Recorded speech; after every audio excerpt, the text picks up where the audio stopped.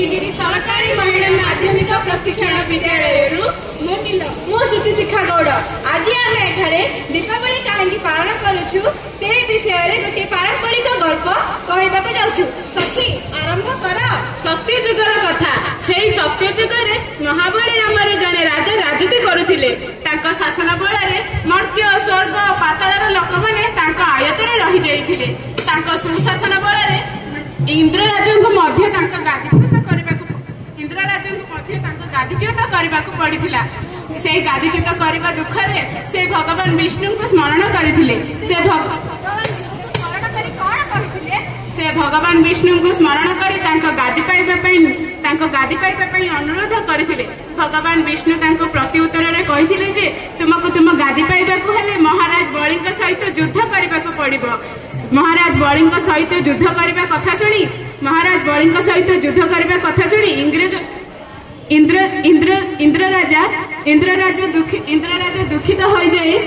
दुखित हो जाइथिले एवं कहिथिले से परम विक्रमशाली राजा सहित युद्ध करबा एते सहजकर नुह।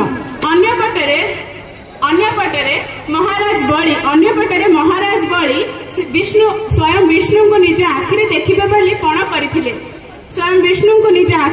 बोली पण करथिले। कारण तांको पितृपुरुष प्रहलाद विष्णु को धरावतरण करी निज चक्षु सामने विष्णु को देखिथिले। निज महाराज बली इंद्रदेवता को देखिबे बोली पण करथिले। दिने उद्यान रे बसी महाराज बली एवं तांको रानी कथा होतिबा समय रे रानी कही जे तुम्हें आम भक्ति ही भगवान आमको प्रसन्न हो पारे।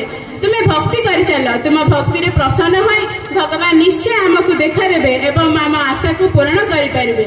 ए कथा सुनी महाराज बली निरंतर धन ध्यान दान जप तप निरंतर करिबारे लागिले एवं विराट बड़ महायज्ञर आयोजन करबाको लागिथिले। सेही महायज्ञर परिचालना करथिले असुर मानकर राजा शुक्राचार्य। सेही महायज्ञ रे गरीब लोक माने महाराज बली को जहाँ मागिथिले ताहा दान करि देइथिले। गाभी धनु धन संपत्ति जमी राज्य सब किछि दान करि देइथिले। ठीक सेतिकी बेले सेठारे आसी उपस्थित होइथिले एक क्षुद्रकाय तपस्वी। अरे सखी अपेक्षा कर। सेही तपस्वी जनक थिले स्वयं विष्णु। तपस्वी जनक तपस्वी जनक देखी राजा एवं रानी विनम्र भावरे तांको सम्मान जणाई तांका आसीबार अभिप्रायटी पचारिथिले एवं आपणको दान रे कोन आवश्यक बोली पचारिथिले। सेही बामन तपस्वी कहिथिले जे मते आपण तो मर्त्य स्वर्ग तिनिपुर राजा मते आपण एते बड़ राज्य तीन पाद भूमि आवश्यक। एक कथा सुनी महाराज बली कहिदिले हे महात्मा आपण मो राज्य क्यों तीन पाद भूमि नेबे आपण मापी कहतु। बामन कहिथिले आपण मते प्रतिज्ञा करंतु जे मु जहाँ मागिबी आपण मते ताहा दान करिवे। एक कथा सुनी असुर मानकर राजा शुक्राचार्य कहिथिले जे हे महाराज आपण कदापि सेपरि करंतु नाही। एहा निश्चय कोनोसी छद्मवेशी होइथिबे। आपण निश्चय कोनोसी असुविधा रे पड़िबे। एक कथा सुनी महाराज बली प्रत्युत्तर कहिथिले जे हे गुरुदेव आपण मते एथिरो निवृत्त करंतु नाही। मते आज जे जहाँ मागिछि मु ताहा दान करिछि। एई तपस्वींकर आशा मध्य मु पूर्ण करिबि। तपस्वी आपण कहंतु आपण मो राज्यरु केउठारु तीन पाद भूमि नेबे। तपस्वींकर प्रथम पाद सारा स्वर्ग लोपर व्यापी जाइथिला। तपस्वींकर द्वितीय पाद सारा पृथ्वी लोपर व्यापी जाइथिला। शेषरे से तृतीय पाद को केउठारे स्थापन करिबे बोली महाराज बली को पचारिथिले। महाराज बली तांको प्रत्युत्तर रे कहिथिले जे मु स्वर्ग मर्त्य पाताल तीन लोकर राजा बोली गर्व करुथिली। हेले एबे मोर बा कोन अछि जे मु आपनको दान करि परिबि।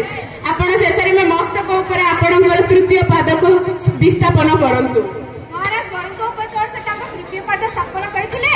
हां सखी सेही तपस्वी जनक अति विनम्र एवं कमल भावरे महाराज बली मस्तक ऊपर अति कमल भावरे स्थापन करथिले एवं कहिथिले आपनको एबे केउठारे विस्थापन करबाको हेबो।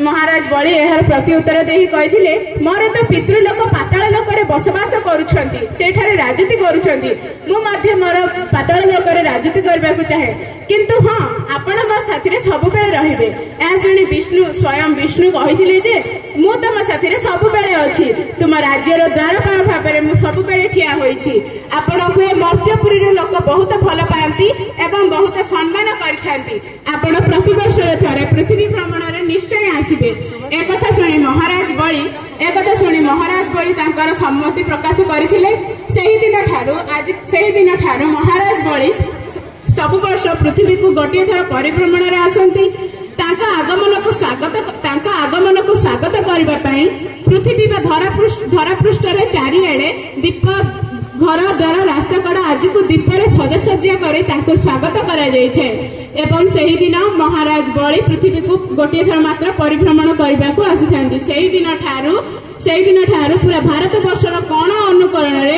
दीपावली नामक एक पर्व बड़ा आडंबर रे पालन करा जाइथे आशा करूछु आपण माननको हमर एई गल्पटी बहुत भल लागिथिबो धन्यवाद।